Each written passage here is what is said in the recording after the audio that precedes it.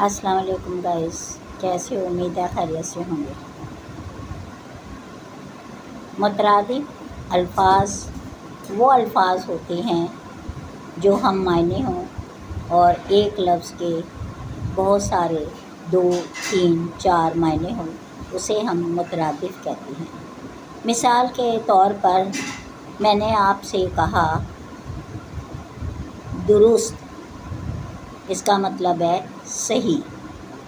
जो काम दुरुस्त हो जाए उसको हम सही और उसके आगे टिक लगाते हैं, और इसकी अलामत एक टिक भी है और जिसका मतलब है कि सवाल दुरुस्त है। इसी तरह हम गलत के लिए ज़रब का निशान, क्रॉस का निशान लगाते हैं, उसका मतलब भी गलत है।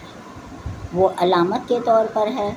गलत चीज़ गलत होती है और गलत इस्तेमाल करने के लिए क्रॉस का, ज़रब का निशान जो होता है उसकी अलामत को ज़ाहिर करता है।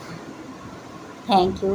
इन 2 बातों को नोट करें और याद रखें गलत और दुरुस्त के बारे में कि गलत के भी मायने हैं, अलामत है, और दुरुस्त की भी अलामत है।